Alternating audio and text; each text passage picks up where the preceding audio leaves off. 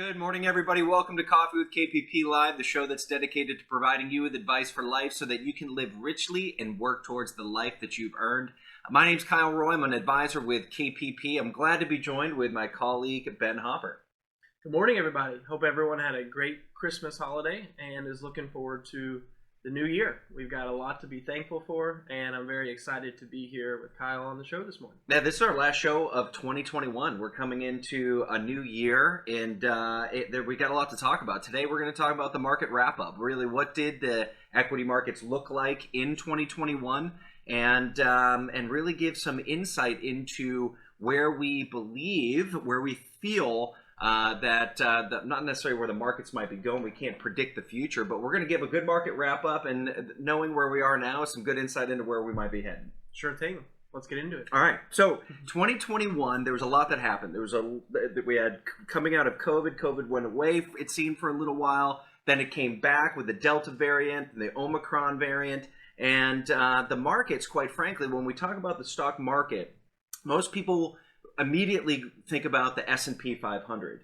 But when we're building a diversified portfolio, we as financial advisors and money managers know that there are many markets. We've talked about that in the show before. So when we're building a diversified portfolio, it's important to have assets in every or most financial markets out there. That includes not only the S&P 500 and the Dow Jones Industrial Average, but also the NASDAQ, the Russell 1000, the Russell 2000, emerging markets, international markets, and bond markets. And when we build a diversified portfolio with investments of all these indices and more potentially, then performance isn't going to track any one market individually. That's right. Kyle and I were talking before the show that diversification, whenever you get into those different spaces, it's kind of been a tough year for that.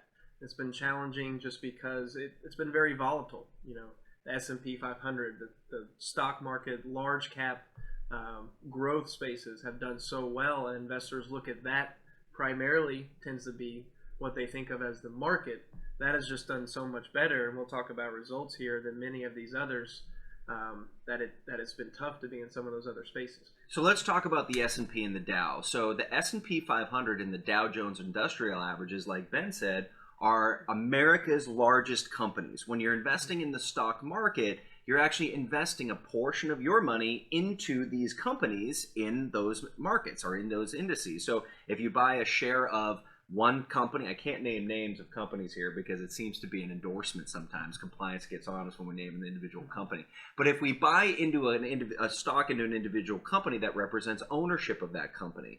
So when you buy into an index in the S&P 500 and the Dow, you're buying into those companies that represent the largest in America. But when we start peeling back the onion and we look at other markets like the Russell 1000, the Russell 1000 is what's considered a small or mid-cap index, which is comprised of the next largest 1,000 companies in America.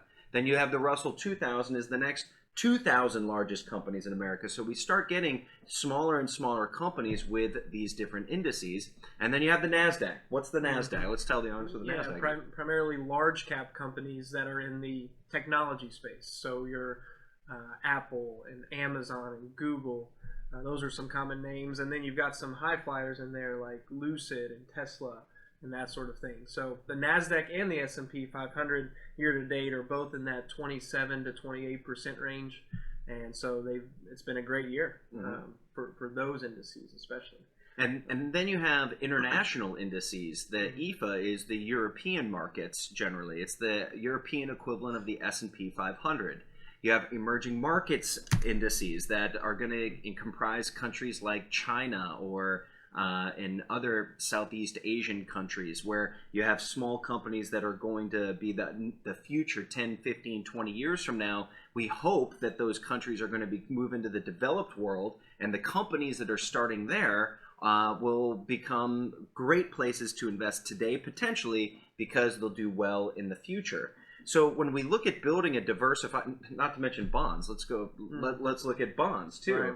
Bonds have always been considered the ballast of a well-diversified portfolio, so that when volatility comes in, bond prices tend to move in the opposite direction of equities. So it's important to have that ballast, so when things get rough, you have a portion of your portfolio that keeps your portfolio moving in the right direction. But the AG, the common bond index we see, is actually down 3% on the year. And if you look at most bond funds, mutual funds, ETFs, all of that, things are down this year because of our interest rate environment. People are afraid of a rising interest rates in the near future. The Fed has come out recently and said that we're looking at a couple rate increases potentially next year and in the future. Slowly, most likely, we think, but all of that has put a lot of pressure on owning bonds. That's right, and not to mention inflationary pressures coming out from an economic standpoint. We've seen supply chain issues, the repercussions of COVID-19 and the $4.6 trillion of government stimulus that's been fed into the marketplace. Rising costs of goods and services seems to be, it's not only an inevitability, it's a reality. It's happened. We've seen year-over-year inflation at levels that we haven't seen in 40 years. And all of this has factored into a very, I would say, confusing investment scenario for people. Which leads to volatility. You know, I think with COVID and inflation, there's a lot of headwinds that we've seen this year. And even though we're positive on most equity indices that we look at, it's been very volatile. It's been, especially lately, it's been very up and down, up and down. Yeah, and so let's talk about some of the what's happened. So what does this all mean, right? So let's kind of put this all together in a cake and bake it together so we can deliver it in a way that so you all can understand what this means. So when the markets are volatile, when things are really scary, when we have COVID-19 and the uncertainty surrounding that, we have 24-hour media, and we know how sensitive the markets are to certain headline risks. What people will generally do, and what we've seen in the last 12 months, are investors invest in those, like Ben said, those large cap companies like the S&P 500 or the behemoths in the NASDAQ or the Dow Jones Industrial Average.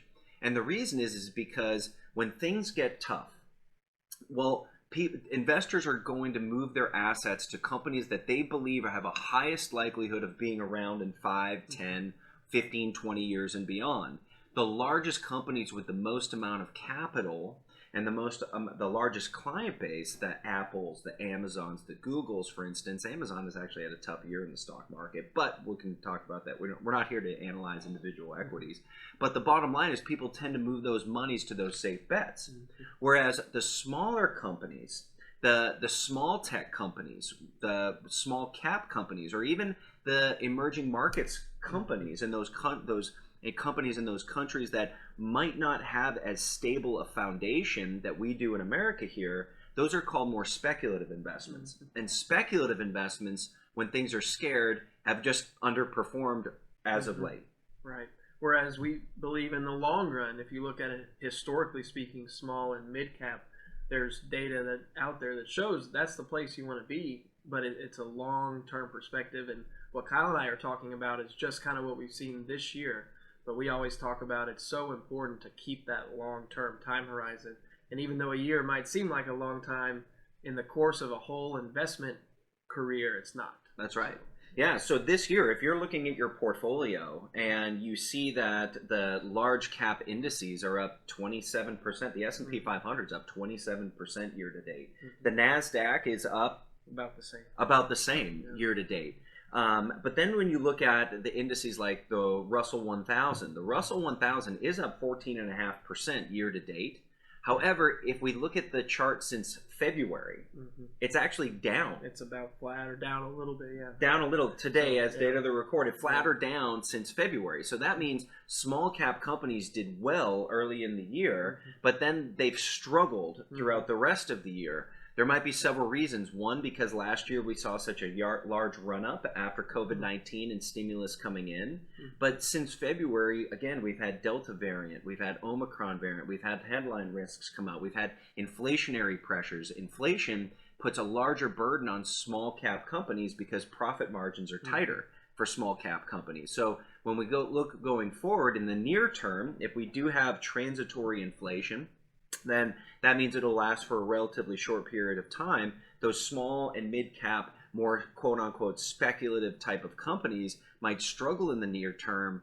But if you are a long-term investor and you have a 5, 10, 15-year time horizon, those small cap companies today are most likely going to be the large cap companies of the future. So having a portion of your allocation there is most always a very important part of a diversified portfolio, because you don't know when that growth is going to occur, but you don't want to miss it when it actually does. That's right. They have more; those small companies have more room to grow, so that's why that is. But another article I was actually looking at this morning was very interesting in that timing is everything. When you look at a year's time horizon, timing is everything. Many investors, you might be putting money in your 401k at work.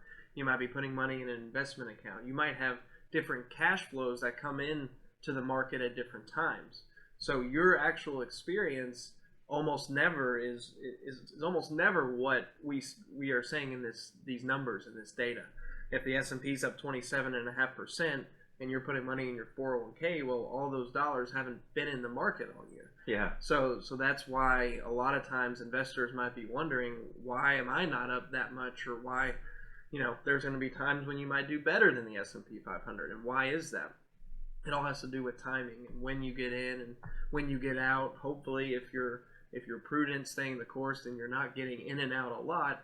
But whenever you make deposits and get in at different times, it does affect your results. That's a great point. And one of the tenets of KPP is financial planning. It is a core foundational experience that we do. And for every single one of our clients that come in here, we not only build a financial plan, but we walk them through Riskalyze, and we create a personal rate of return for each individual. So every single one of our clients knows, what speed limit they know that their investment should be going based on the speed limit that they're comfortable going. But also they know, based on the financial plan that we help them build, what's the rate of return that you need to be able to retire comfortably.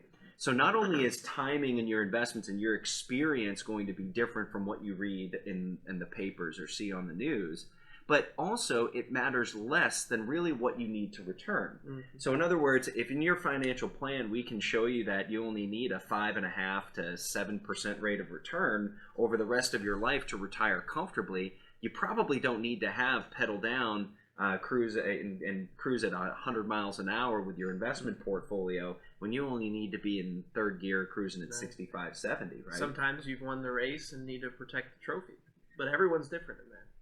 That's exactly right. We say comparison is the thief of joy. So what we want to do is make sure for every single one of our clients that we understand, A, why you're invested the way you are, B, how your investment fits into your overall portfolio, and how every single dime that you saved is working toward those long-term goals. So when we look at the markets as of late, you might be looking at your portfolio confused, scratching your head, wondering why it's done what it's done this year. And I think if I were to sum it all up, it's because if you have a well-diversified portfolio, you didn't just put all your money in the S&P on January 1 and wake up today and look at it. Right. Because to Ben's point about timing, that's the only way you would have returned exactly what the S&P has done.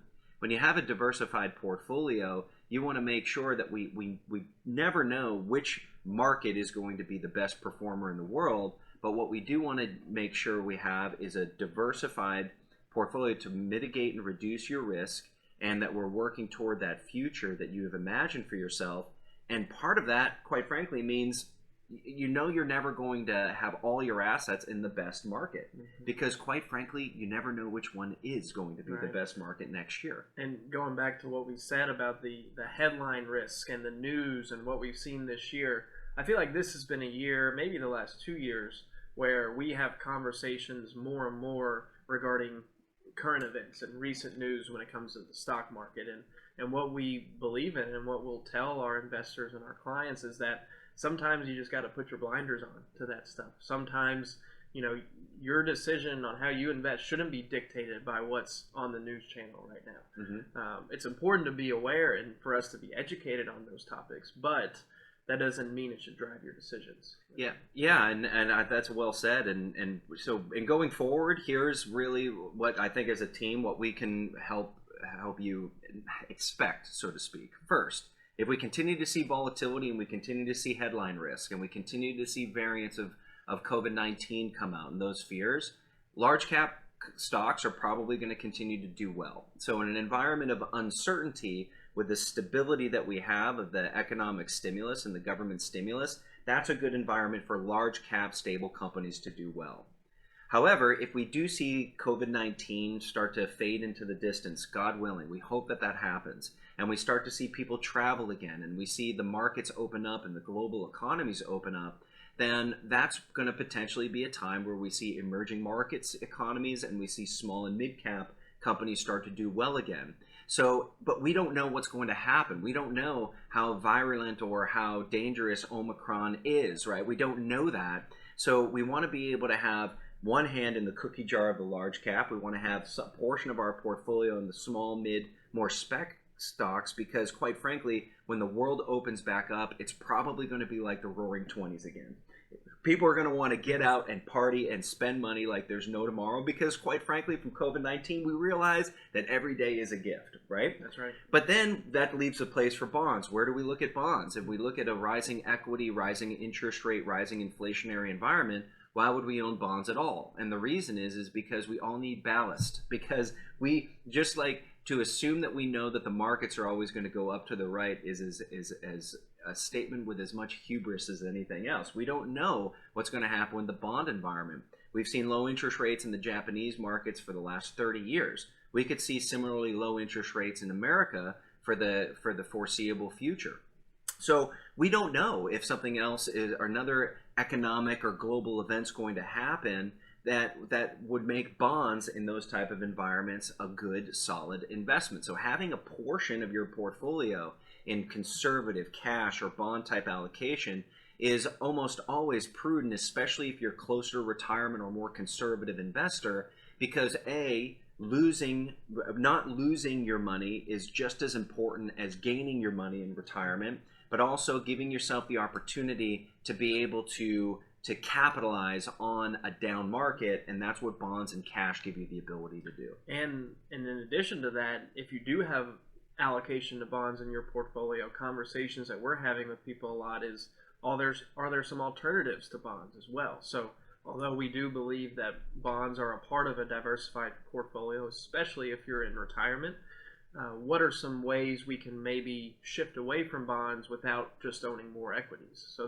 that's something that we're having a lot of conversations about as well. Yeah, and what we're going to do too is in the next couple weeks, one of our Coffee with KPPs will talk specifically about bond alternatives. I think it would be a great show.